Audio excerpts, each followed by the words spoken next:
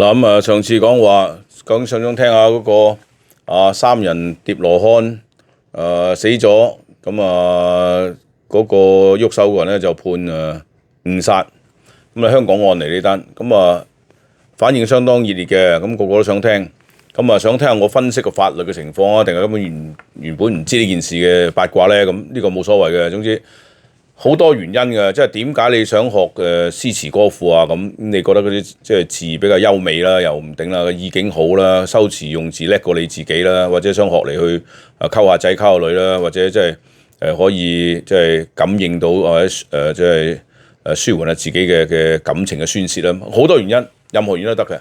咁所以點解想聽咧？點解想聽係原因呢個我不論。咁最後想聽係呢個要求，咁我就希望就滿足到我啲聽眾觀眾嘅要求。咁我今次要講咧就係話香港咧就有單案嘅，就嗰個媽媽同埋一個13歲嘅女，同埋一個好似8歲嘅女，就三個人咧就呈疊羅漢嘅形狀嘅。咁咧就身上咧有多處，講幾十處刀傷。咁而嗰個同居男友咧就自認佢斬人同放火。咁跟住咧就話同歸於盡，跟住又話氣咳，又自己走出去咁啊。咁最後咧就香港嘅陪審團咧就判佢哋話呢三個嘅死亡事件咧係誤殺。咁另外咧就放火，就告佢放火就罪成。咁即係類似咁嘅情況咧，即係有幾個嘅執拗點嘅。咁個故事就大概咧，我哋唔需要即係好知道詳細嘅故事嘅情況嘅。咁佢話嗰個女人咧就曾經咧就同唔同嘅男一齊就生咗兩個女嘅，一個女係13歲，一個女好似唔知68歲8歲嗰時。咁兩個都唔同老豆。咁而家就後來咧就好似打麻雀，好似結識咗嗰個被告。咁咧就一齊共富同居，咁生活好似幾快樂咁嘅。聽到鄰居講啦，咁佢就話生活唔係好快樂啦咁。佢就話因為咧嗰個女人咧就成日咧就做非常之性感暴露，咁咧又中意去勾搭即係搭訕啲出邊啲男性。咁又同佢講，佢話佢中意出去揾啲年青嘅男士，咁點啊咁又話佢又老又冇錢都冇用咁咧就於是咧就興起上嚟咧就一時就失控，咁斬佢，咁連啲女都斬埋咁跟住咧就仲放火，咁樣嘅判案，咁佢中間真係有牽涉幾樣嘢啦，即係第一咧就係話佢能夠斬嗰個女人60刀，咁你估係咪想置佢於死命咧？即係攞起刀傷，係咪想斬瓜佢咧？咁如果唔想斬瓜佢嘅話，咁究竟係斬落幾刀做乜嘢咧？咁斬落幾刀相當時間嘅，大佬即係你當你幾秒鐘斬到佢喐噶嘛，係嘛？咁都斬咗好耐嘅喎。咁如果你話一時興起上嚟，咁會唔會真係平息呢個件事咧？咁中間點解人哋話咁斬個老婆你話個老婆又咁一件事啦咁點解斬埋個女嘅咧？佢話咧，因為咧嗰個大女咧就撲上嚟攬住個老母，咁話知照劈啦咁。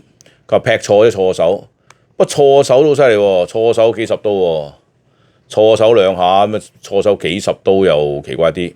咁跟住咧就話咦喂細女喎，8歲嗰度俾你斬咗刀喎，咁點樣？又係錯手，即係一時手起刀落，唔覺意斬中埋。咁唔奇㗎，我哋澳洲啲殺人案佢斬人嘅時候捉住斬死啦咁哎呀剁親自己手指公喎，甩咗得陣皮吊住去醫院睇，咁人哋話咁你做咩事啊你？咁佢成日揭發咗啲殺人案都有嘅咁情況中間就話咧。斬佢哋一啲後來嘅死因咧，致死嘅原因咧，就係因為吸入濃煙，咁就其中嘅個肺有吸入濃煙，但係記住吸入濃煙本身咧，就未必一定係佢致死嘅原因喎。可能佢死緊就未死啫，大佬未死都係吸入濃煙噶嘛，就死啦咁最後吸入濃煙咁，即係。心口中2槍跌落個海度咁都可能呼吸多幾下嘛，咁個肺都有水噶嘛，咁唔係表示話浸死嘅喎，咁你2下都已經瓜得啦，但未使浸死嘅時候已經中槍所以死亡都有喎。咁所以究竟佢個最後個死亡原因會唔會因為俾刀斬幾十刀之後都會死？即係唔使焗佢都瓜咧，但係要焗先瓜嘅咧，即係本來唔瓜嘅，即係冇事就生安冇翻事啦。咁縫幾針咁出嚟啊，每度縫幾針啊，當然啦，縫咗幾百針就冇事啦。咁係點樣嘅情況咧？咁啊，如果拗咧咁啊，有好多幾樣嘢拗喎。咁第一即係我冇殺佢啦，咁啊即係講辯方講啦，話我冇殺佢喎咁啊，你點解冇殺佢啊？咁我嗰啲冇殺佢咯，我斬佢啫嘛，我斬佢冇死到啊，大佬係咪先？咁我冇死到，我想斬死佢嘅時候咧，我以為佢死咗啊，咁原來佢未死嘅喎。我斬死咗，咁後來我放火啊嘛，放火諗住咧燒屍體，同埋我一鑊熟我都死埋啦，攬住死啦，咁你死咗我都死埋啦，咁即係我都知道真係有少少失控啦，我都想死啦咁我唔覺意焗瓜咗你喎，咁你焗瓜佢咪當殺咧？我唔係啊，我以為佢死咗啊嘛，我邊度有個動機去焗瓜佢啫？我以為佢死咗啊嘛，死屍嚟嘅大佬，死屍點焗啊？係咪先？咁啊即係話我其實咧想殺佢嘅時候咧，點知未殺死喎？咁所以我想殺未殺死，咪就企圖謀殺啫，係咪？咁啊，後來我去放火嘅時候咧，我唔係想燒死佢喎，唔係想焗死佢喎，我以為佢死咗㗎咯喎，我想焗死我自己啫喎，係咪？得唔得啊？咁呢種嘅答辯方法咧，究竟應該點打嘅咧？咁呢答辯方法咧，其實就即係起碼澳洲咧就打過幾次嘅。咁啊有一個咧就話喺邦大。咁啊有兩兄弟，咁啊學跆拳道喎，咁啊仲有師兄弟，我3個，咁喺屋企咧好似玩緊機咁睇電視，咁啊突然咧就好似百無聊冇嘢做，喂，不如去打劫啊！諗到咁嘅嘢噶，咩咧就攞螺絲批啊、喇叭刀咧就走去打劫，就去雪梨嘅著名海灘邦大嗰度，咁啊走去打劫啦咁啊夜晚黑嗰度咧就係去睇下海景啊咁啦，咁啊見到有嘅咧就打劫佢，咁打佢嘅時候咧。咁個嘢就奮力掙扎就走得咗。咁隔離咧仲有個日本仔遊客嚟嘅，打劫喎咁啊嚇到呆咗。咁啊嗰個走得咗，咁就揾日本仔頂數啦。咁啊就打劫日本仔。咁啊搶佢嘢之後咧捅佢幾刀，咁啊捅瓜咗啦。捅瓜咗咧就於是咧就喺個懸崖咧就抌咗佢落去，咁抌咗落去就揾佢唔到啦，係咪？咁啊難揾啲啦。咁點知第二日咧就揾到個咁好多人㗎，大佬邦大啊嘛，係嘛？嚟過澳洲都知道邦大龐迪海灘係好出名嘅，人山人海，即係諗住企圖喺淺水灣可以將個死屍等喺度，咁人哋揾唔到嘅，好荒謬嘅事。咁第二日揾到啦，咁揾到咧，不過喺個屍體個肺部入邊有海水喎。咁原來咧佢係俾人擊中抌咗落去下邊。俾啲水浸下，同埋暴露喺極冷嘅氣溫之下，好凍㗎夜晚佢話俾水沖咁樣死咗。嗰次就打官司啦。佢話喂老友，即係我諗住去捅佢嘅時候，你諗住做咩啊？咁啊捅瓜佢啦，係咪先？我以為佢瓜咗㗎啦。咁你做乜抌佢落完啊？我抌落完，我諗死咗都要收埋嚟鹹魚啦嘛。咁啊抌咗落去啦咁。但係原來抌落未死喎，抌落先死喎，抌瓜咗俾你。佢話嗱咁啊犀利啦！我捅佢就想殺佢就殺唔到，咁即係冇殺到啦，冇謀殺啦。我抌佢落去，因為佢死咗啦嘛，死咗我冇諗住殺佢喎，我抌佢落去唔係諗住殺佢喎，我諗住等埋佢咯，即係非法處理屍體啫喎。咁啊，後來點原來佢凍得滯浸瓜咗，咁呢個唔係我想殺佢啊，係嘛？咁點咧就企圖謀殺、誤殺咁啦，咁樣打得唔得啊？咁啊，法官話佢話唔係話大佬你捅佢落去根本。即係成件打劫過程，真係連追、連捅、連抌，一鑊熟啦，係咪？即係一套劇嚟噶嘛，係咪先？即係三國啊，由分久必合開始，到合久必分咁分久一次過做晒為止噶嘛，三國歸晉啊嘛，係咪先？咁所以呢個成個故事一個故事嘅啫。咁就由捅佢開始到抌佢落山崖咧，多一個故事。所以咧，最後因為你呢一組嘅行為令到佢最後死亡咧，一樣告你謀殺。咁啊呢件事啦。咁另外有一件事咧，又係類似咁嘅嘢喎。咁佢咧又去捅咗個仇人好多刀之後咧，咁啊以為佢瓜咗啦。咁咧就拎咗去咧就雪梨中間嗰度叫做 Parramatta River Parramatta River 點講？巴拉馬達咩咁唔知咩，任你有譯啦。咁叫 Parramatta River。咁啊抌咗條鹹魚落去，咁黐線嘅大佬，佢醒中間行緊條河咁啊，梗係捉到啦，因為佢諗住抌遠咗，冇人知佢屋企抌，吉死人咁解啫。咁又係發覺，咦個胃有水嘅喎，即係原來又係浸死嘅喎，陰公咯真係。咁啊原來未瓜俾佢浸瓜，咁一樣道理佢又係咁打啦。唔關我事喎，咁啊浸死咗喎，浸死咗唔覺意，我冇諗住浸死佢噶，係唔覺意擁佢落去嘅時候，原來未死浸瓜咗，咁疏忽啫係咪先？咁啊誤殺啦咁，咁結果判咧又係判謀殺嘅。咁啊喐親手都謀殺嘅喎，無端端真係好少話誤殺嘅喎咁啊，但係點解呢一次喺香港打呢單變咗誤殺咧？咁佢多咗個元素嘅。佢話咧，因為佢話我又老又冇用冇錢，咁同埋佢又話中意去揾年青嘅後生仔，平時咧佢又衣着暴露，中意同人哋咧中意同啲異性咧就結唔知係做乜嘢嘅咁咧就興起上嚟，一時就錯手。呢個叫 provocation，provoke 我俾人激嬲咗，激怒之下咧，所以咧就能夠將謀殺變誤殺咁。咁但係咧就喺附近嘅鄰居啊，佢嘅前夫啊，嗰兩嘅前夫啦，或者佢啲朋友啊等等咧，就講咧，佢話師奶一個啫，佢話冇乜問題啊，佢話佢衣着並不暴露，普通人一個，佢唔係好暴露啊，又唔係中意嘰嘰嘎嘎打情罵俏嗰啲人嚟嘅喎，即係好普通個師奶嚟嘅喎。咁佢咧又話呢個女人咧賭輸好多錢。即係將成百萬輸清光，咁我真係火都滾埋，咁啊劈㗎啦嘛。咁但係啲朋友佢話佢最多大家打下麻雀嘅啫，又冇見過有人上去話淋紅油啊，又話咩血債血償啊，唔知嗰啲從來冇見過啲咁嘅事，亦都好難相信咧呢個女人會欠落好大筆嘅賭債或者輸晒自己錢。咁佢前夫都出嚟講，佢話佢唔係好賭打麻雀啫，算咁多啊嘛，佢又唔係好中意賭錢嘅人嚟嘅喎，呢個女人。咁啊，即係客觀環境同呢個男人講嘅説話就係好大嘅衝突嚟嘅。咁啊，但係無端點解殺佢咧？咁中間梗係有啲可能即係執拗嘅成分出現嘅。咁所有人殺人都梗係啲嘢執拗㗎啦，或者話一時氣憤，咁氣憤到幾多情況，係氣憤令到一個普通人喺嗰陣時都會失去佢嘅理智咧咁。失理智啦，失理智又失去幾耐理智啦？失理智係失去到咩程度啦？咁失去程度咪斬咗兩刀咪瓜咗咯咁。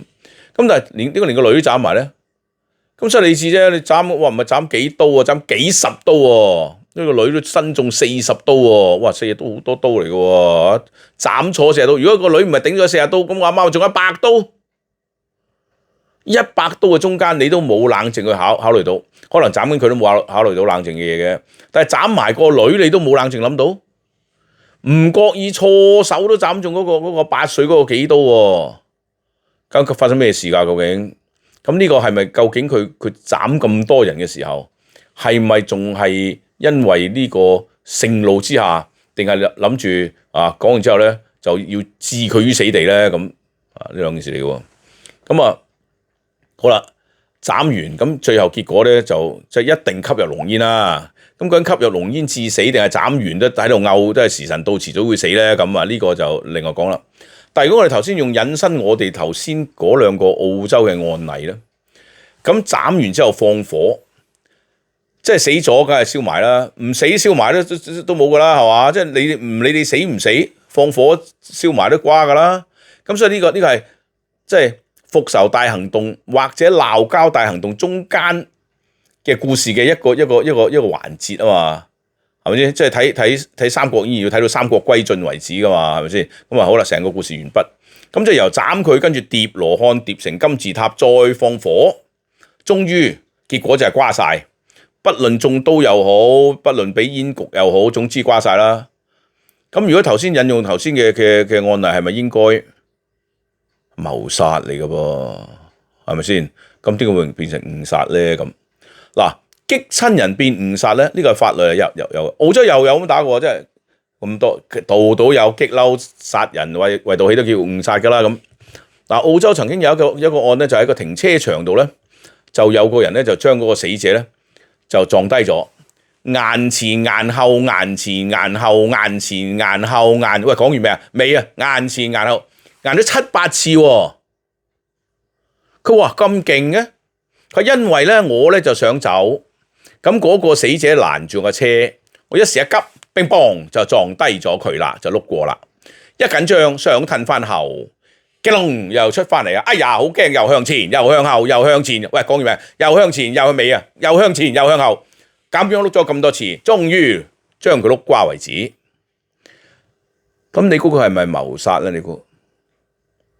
結果誤殺喎。喂，點解咧？因為嗰個開車個係個女人，佢話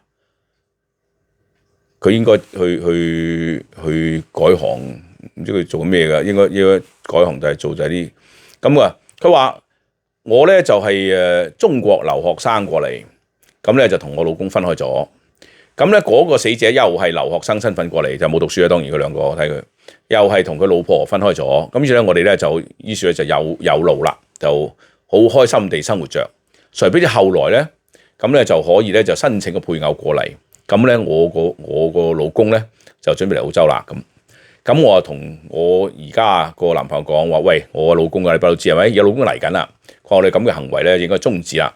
點呢個男仔佢話唔準終止，仲會講俾我個老公聽，哇嚇得我啊！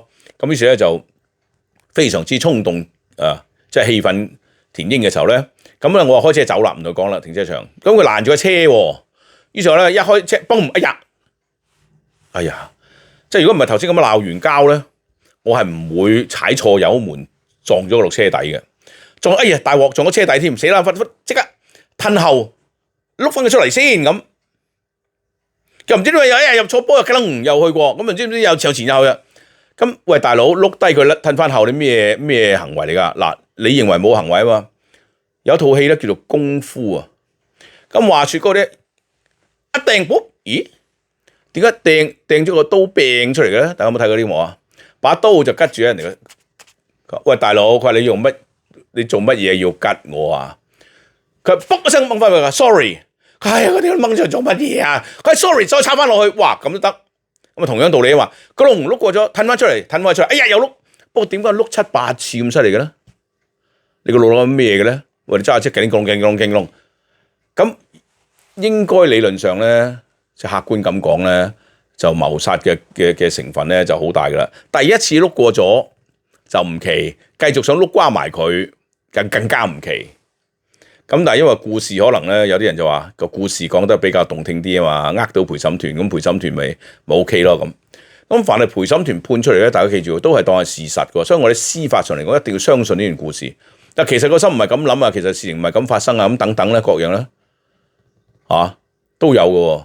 咁不如我講個另一個故事俾你聽啊，即係一個死咗得個喺度啊。原來佢故事咁嘅喎，有人話咧嗰個女嘅咧就個男嘅佢話喂你老公翻咗嚟啦。咁我老婆都過嚟喎，咁點算啊？咁個男嘅佢話我哋咧都唔可以再見面噶。個女話搞錯啊！你想騙我而家？於是咧個男嘅話真係唔得喎，我真係有老婆喎，感情好好喎，即係冇嘅時候咧就大家即係發泄下性慾各樣等等啊，揾你玩下，你又揾我玩冇所謂啊，係咪？但係而家唔掂啊，大佬你係老公嘅，我係老婆。於是咧一言不合就俾公就喎嗱，死佬撞瓜你咁會益人啊？咁得唔得？呢個故事又講唔講得通咧？